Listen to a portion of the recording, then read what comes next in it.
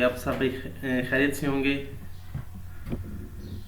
तो आज का हमारा जो टॉपिक ऑफ डिस्कशन है वो है पाकिस्तान वाटर क्राइसिस। तो इसके अंदर हम जो वाटर इंस्टीट्यूशन की इंटरनेशनल रिपोर्ट्स हैं उसके बारे में बात करेंगे। Major causes of water crisis, हमारे पाकिस्तान में मेजर क्राइसिस की वजह क्या है, इसकी वजह से इम्पैक्ट्स क्या आ रहे हैं, इसके शॉर्ट टर्म वे फॉरवर्ड और लॉन्ग टर्म वे फॉरवर्ड के बारे में बात करेंगे। और उसके बाद जो लोकल थिंक टैंक्स हैं और जो इंटरनेशनल थिंक टैंक्स हैं वो पाकिस्तान के वाटर क्राइसिस के बारे में क्या रिकमेंडेशन देते हैं उसके बारे में बात करेंगे।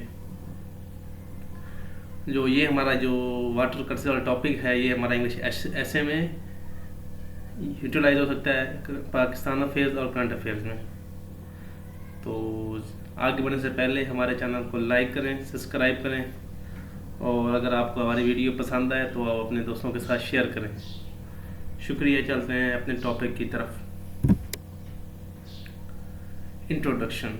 मैंने स्लाइड्स को इस तरह तैयार किया है कि आप जिस तरह पेपर में सवाल हल करते हैं इस तरह आप पेपर को क्वेश्चन को सॉल्व करें।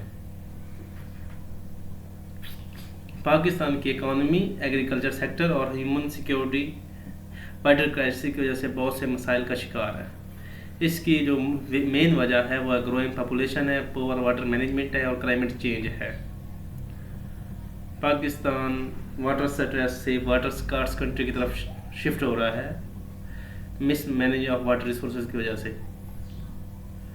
1951 में पाकिस्तान के पास जो पर कैपिटा वाटर कैपेसिटी थी वो 52 क्यूबिक मीटर्स थी। जो ओवर पॉपुलेशन और मिसमैनेजमेंट की वजह से 2023 में जो सिर्फ 1000 क्यूबिक मीटर्स रह गई है पर कैपिटा।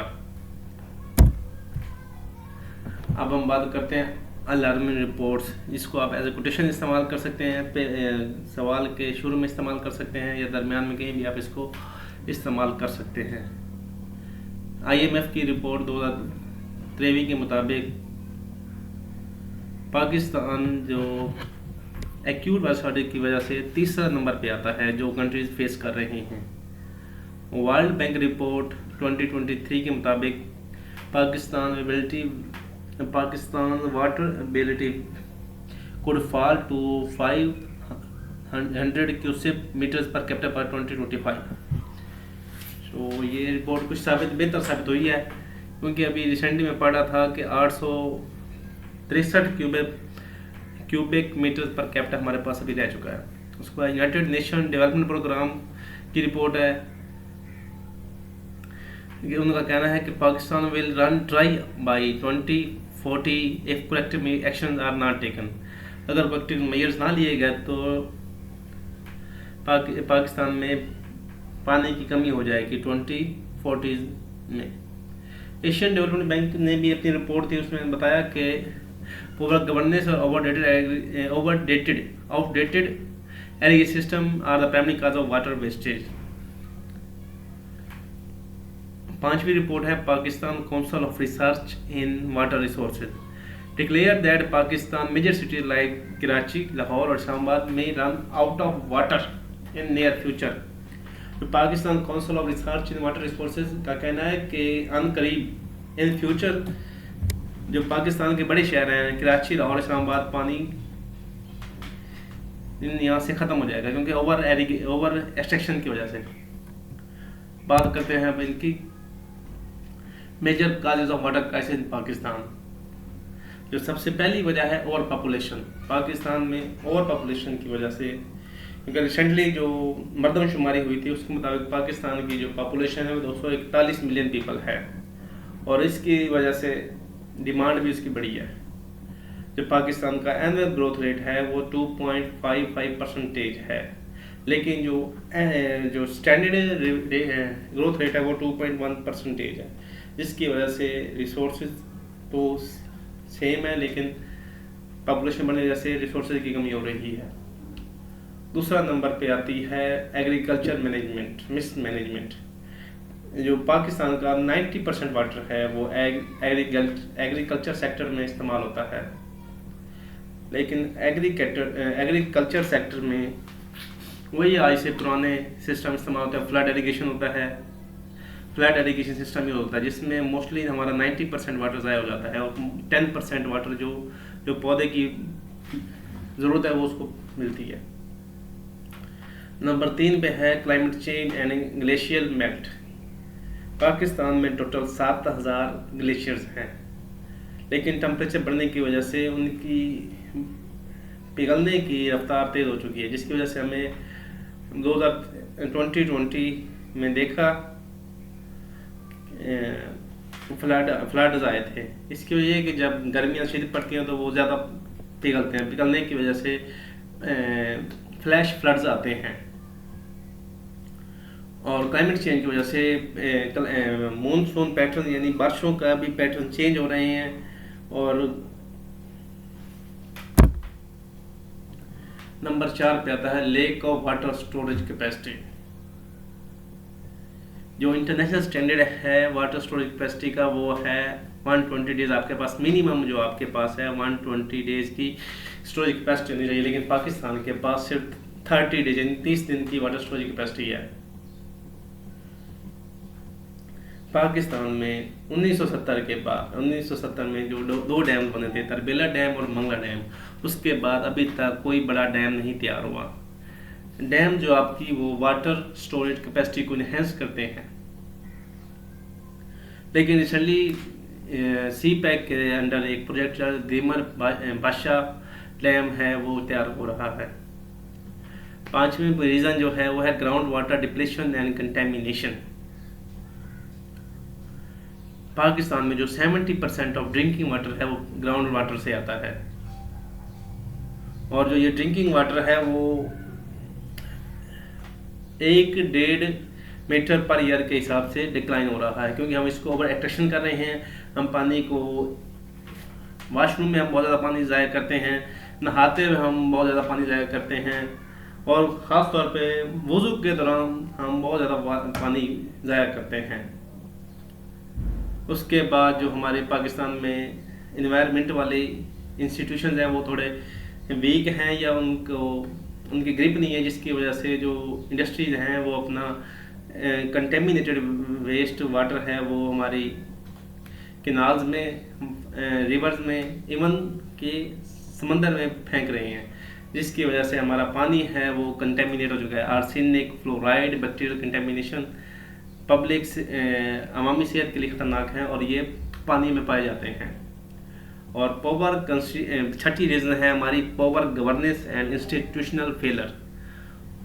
पाकिस्तान का जो जब 18वीं तरमीम हुई थी तो मोस्टली जो सब्जेक्ट्स थे वो प्रोविंसेस को शिफ्ट हो गए थे, लेकिन जो वाटर था इसको वो फेडरल लेवल पे रखा गया था। तो इसलिए इसमें फेडरल के भी अथॉरिटीज़ हैं, अलग इंस्टीट्यूशन हैं, और प्रोविंशियल लेवल पे अलग हैं। तो इन दोनों में ना ओवरलैप्स की वजह से काम अच्छे तरीके से नहीं हो पा रहा। उसके बाद weak enforcement of water pricing है, कंजर्वेशन लॉज पे काम नहीं हो रहा, इंफ्रास्ट्रक्चर मेंटेनेंस पे हमारा काम नहीं हो रहा, जिसकी वजह से हमें पानी की क्राइसिस का सामना है। Impacts of water crisis. Water crisis का जो पहला फैक्टर है वो है एग्रीकल्चर इनसिक्योरिटी। पाकिस्तान एक एग्रीगेरियन मुल्क है, यानी एक ज़राई मुल्क है, लेकिन रिसेंटली हमने 2022 में $20 बिलियन की गंदम इंपोर्ट की थी अपनी ज़रूरियात, गंदम की ज़रूरत को पैदा करने के लिए। हम एक ज़राई मुल्क होने के बावजूद गंदम इंपोर्ट कर रहे हैं। इसकी वजह यह है कि हमारे पास गंदम को उगाने के लिए पानी की कमी है। पानी क्योंकि हमारे पास जो समुद्री पानी वो कम है, और हम मोस्टली वाटर एक्सट्रैक्शन करते हैं ट्यूबवेल्स के ज़रिए, टर्बाइंस के ज़रिए, तो वो हमें एक्सपेंसिव पड़ता है, इसलिए हम गंदम कम काश्त करते हैं। तो एग्रीकल्चर इनसिक्योरिटी वजह से हमें फूड सिक्योरिटी इनसिक्योरिटीज़ का भी इशू है। नंबर 2 पे जो हमारा इम्पैक्ट पड़ा है वो है पब्लिक हेल्थ क्राइसिस। यूनिसेफ एक इंटरनेशनल ऑर्गेनाइजेशन है, उसके मुताबिक पाकिस्तान में जो 70 से 80% बीमारियां हैं वो कंटेमिनेटेड वाटर पीने की वजह से हैं। कंटेमिनेटेड पानी यानी आर्सेनिक, फ्लोराइड, मरकरी, इस तरह की जो कंटेमिनेटेड वाटर की वजह हम पानी पीते हैं, उसकी वजह से हमारी 70 से 80% बीमारियां पाकिस्तान में पाई जाती हैं। पाकिस्तान में 53,000 children are died annually due to diarrhoea disease. Diarrhoea जो कंटेमिनेटेड पानी पीने से फैलती है। नंबर तीसरा जो हमारा इम्पैक्ट है वो है energy crisis. Hydro electric power makes up 30 से 35% of Pakistan energy mix. Water, पानी की कमी की वजह से हमें हाइड्रो एनर्जी जनरेशन में मसाइल का सामना होता है। रिलायंस ऑन फॉसल फ्यूल्स जो क्लाइमेट चेंज को इफेक्ट करते हैं, climate also effect over water crisis और वाटर रिसोर्सेज। नंबर 4 पे जो हमारा इम्पैक्ट है वो है urban unrest and social conflict. Recently हमने देखा कि water roads has already been witness in Karachi and Balochistan. अभी रिसेंटली जब 5 किनाल इंदस वाटर रिवर से निकालने की बात की गई तो सिंध वालों ने धरने दिए, हड़तालें की कि ये इलीगल है इसको, क्योंकि अगर हम सिंध दरिया का पानी पंजाब में किनाल में यूज़ करेंगे तो वो सिंध वाले पानी की शदीद किल्लत में चले जाएंगे। तो इसकी वजह से वो धरने दे रहे हैं कि हमें वो किनाल ना बनाए जाएं। और आंधी और डिस्ट्रीब्यूशन प्रोविंशियल टेंशंस, सिंध और पंजाब में अक्सर बहस रहती है कि हमारा जो पानी, सिंध वाले कहते हैं कि पंजाब हमारा पानी इस्तेमाल कर रहा है क्योंकि पाकिस्तान अप स्ट्रीम पे है और सिंध लोअर स्ट्रीम पे है।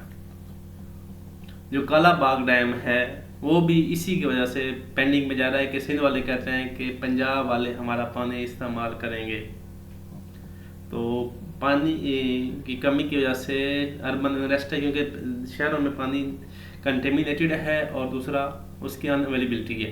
क्योंकि कराची में मोस्टली बड़े बड़े शहरों में पानी वाले कंटेनर सप्लाई पानी करते हैं।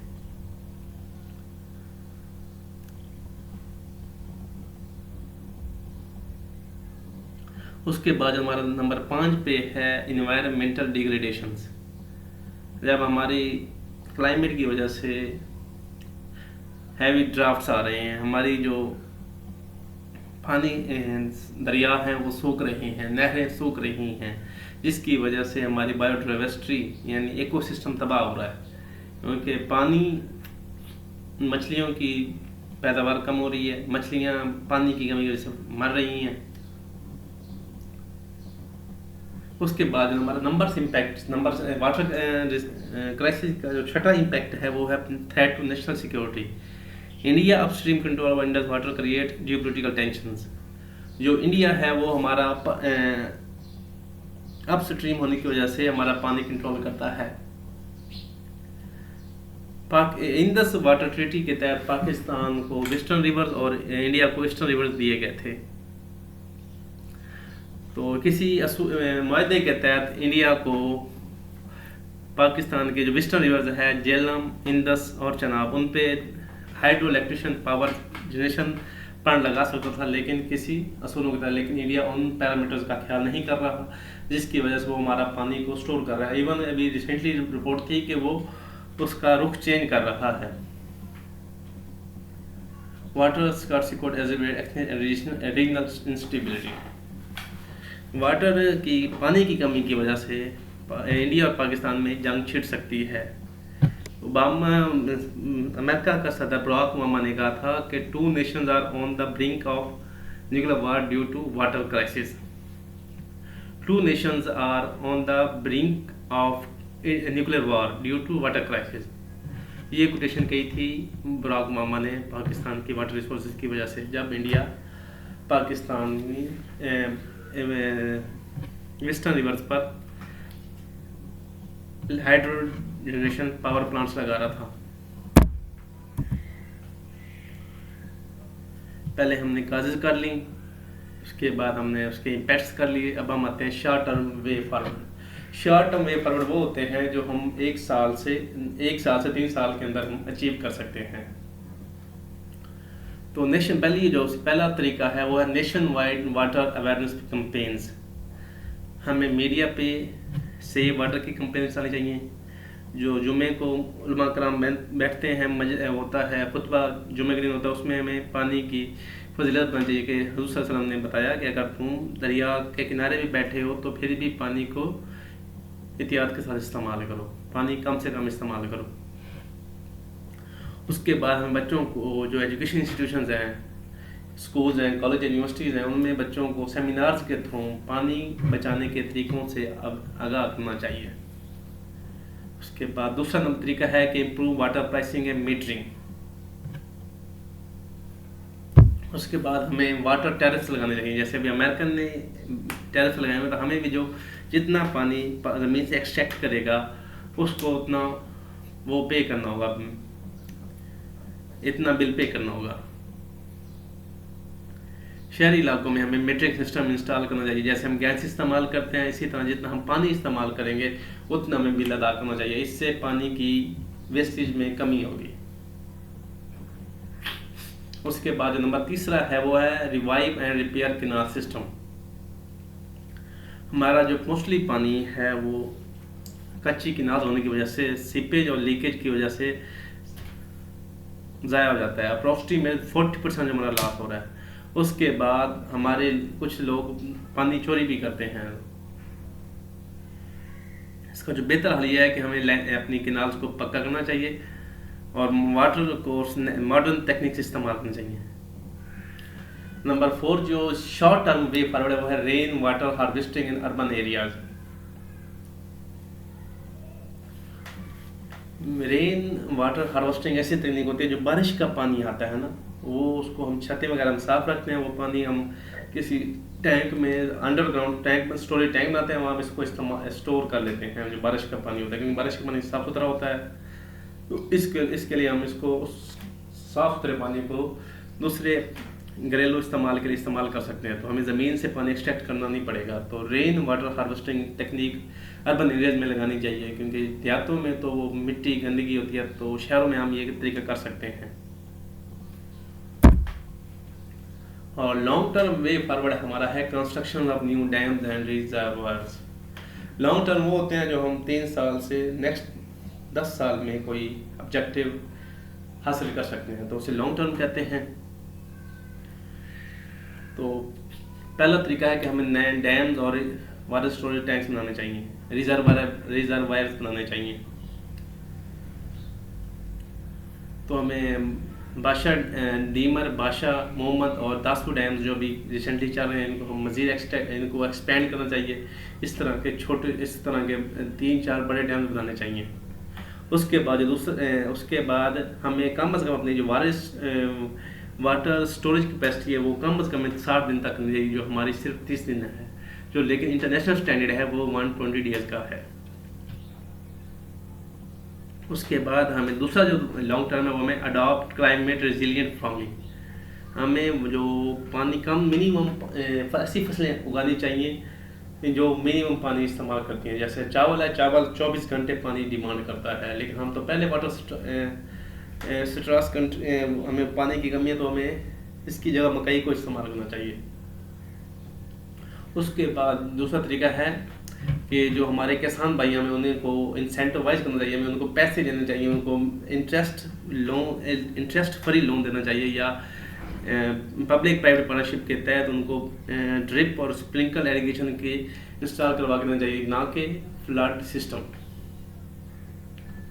जो तीसरा तरीका है वो है integrated water management policy. National water policy must be implemented with provincial consensus. जो हमारी 2018 में नेशनल वाटर पॉलिसी बनी थी, उसको हमें प्रोविंशियल इत्तेहाद के साथ इम्प्लीमेंट करना चाहिए। उसके बाद नंबर चौथा वे फॉरवर्ड है वो है revise the Indus water treaty diplomatically.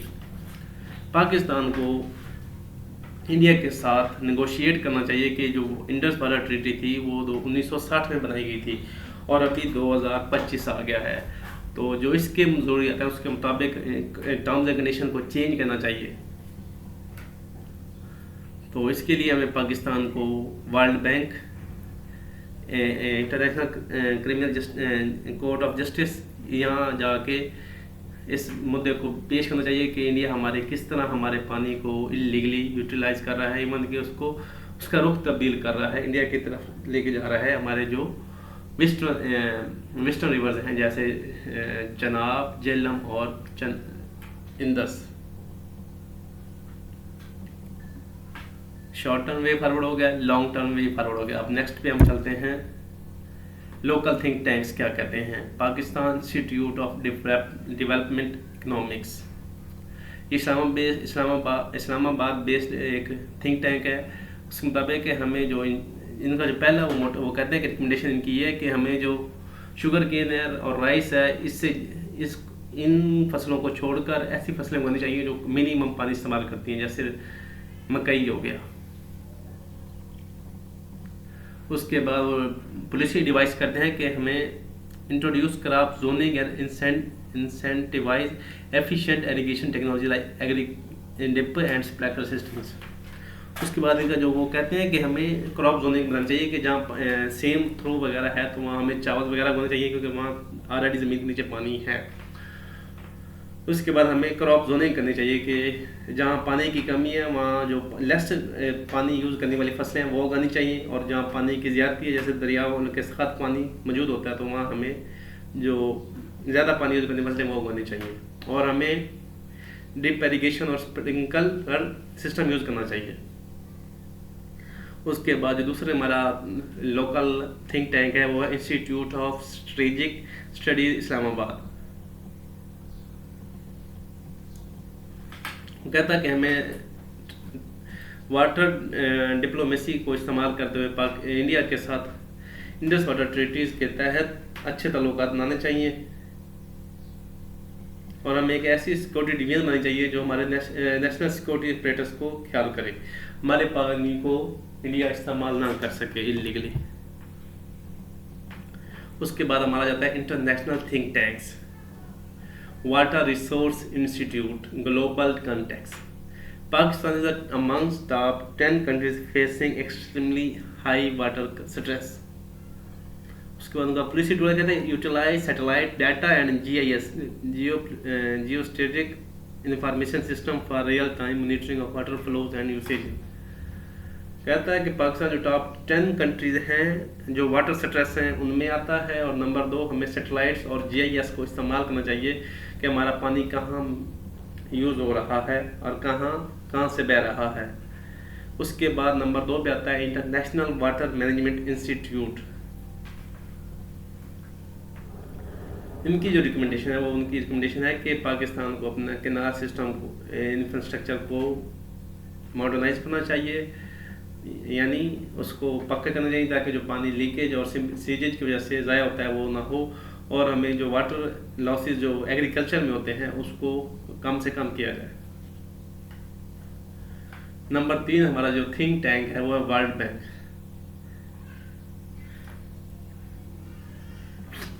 वो कहते हैं कि पानी की प्रॉपर कीमत लगाई जाए, इससे वो जो वाटर वेस्टेज है और इनएफिशिएंसी है वो हमारी इम्प्रूव होगी। उनका जो पॉलिसी फ्रेमवर्क है वो कहता है introduce a national water pricing policy with subsidies only for small scale farmers. कहता है कि national water pricing policy introduce कराई जाए जो उसे स्मॉल यानी छोटे स्केल के फार्म के लिए सब्सिडाइज होगी, बाकी जो बड़े लेवल हैं उनको उसकी पेमेंट करनी होगी, यानी जितना वो पानी इस्तेमाल करेंगे उतना वो पेमेंट अदा करेंगे। और उनकी जो रिपोर्ट उनके मुताबिक वर्ल्ड बैंक की रिपोर्ट कहते हैं कि 2040 तक पाकिस्तान की जो 4 से 5% GDP है वो एनुअली नुकसान में जाएगी, क्योंकि वो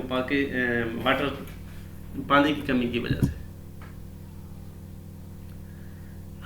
कंक्लूजन में water is not a source of life but also pillar of Pakistan economy and stability, क्योंकि हमने साबित किया कि इसकी वजह से हमारी इकोनॉमी डिस्टर्ब हो रही है, एग्रीकल्चर डिस्टर्ब हो रही है, हमारी सेहत ख़राब हो रही है, इसलिए ये सिर्फ सोर्स ऑफ लाइफ नहीं पूरे पाकिस्तान की इकोनॉमी और स्टेबिलिटी का है। तो इसलिए पाकिस्तान को भी ज़रूरत है कि वो इसको पाकिस्तान वाटर क्राइसिस को हल करे, ना कि ये बाद में हमारे लिए बहुत बड़ा मसला बन जाए। इसके लिए हमें शॉर्ट टर्म और लॉन्ग टर्म दोनों किस्म के स्टेप्स और तरीक़ाकार को स्टेप्स लेने चाहिए, जिसकी वजह से वाटर क्राइसिस के मसले को मज़ीद बढ़ने से रोका जा सके। ये थी आज की हमारी वीडियो। इस वीडियो में हमने इंटरनेशनल रिपोर्ट्स देखी जो पाकिस्तान की वाटर क्राइसिस के बारे में बात कर रही हैं, उसके बाद इसकी मेजर काजेज़ क्या हैं, इसके इम्पैक्ट्स क्या हैं, इसके सॉल्यूशंस क्या हैं और उसकी कंक्लूजन क्या है। उसके बाद हमने इसका प्रॉपर कंक्लूजन भी दे दिया है। यानी आपका 20 नंबर का सवाल तैयार हो सकता है अगर आप इसको प्रॉपर देख लें तो। अगर आपको ये वीडियो पसंद आई हो तो इसको लाइक करें, हमारे चैनल को सब्सक्राइब करें और इस वीडियो के बारे में जो भी आपके कमेंट्स हैं वो टाइप करें। और अगर आप किस नेक्स्ट कौन से टॉपिक पर वीडियोस चाहते हैं वो हमें कमेंट में बताएं, हम इंशाल्लाह उसके लिए वीडियो बनाएंगे। और लफ्ज़ होता है शेयरिंग इज़ केयरिंग। और अगर आपका दोस्त जो CSS PMS या किसी भी मुकाबले के इम्तिहान की तैयारी कर रहा है तो उसके साथ ही वीडियो को शेयर करें। शुक्रिया, वस्सलाम।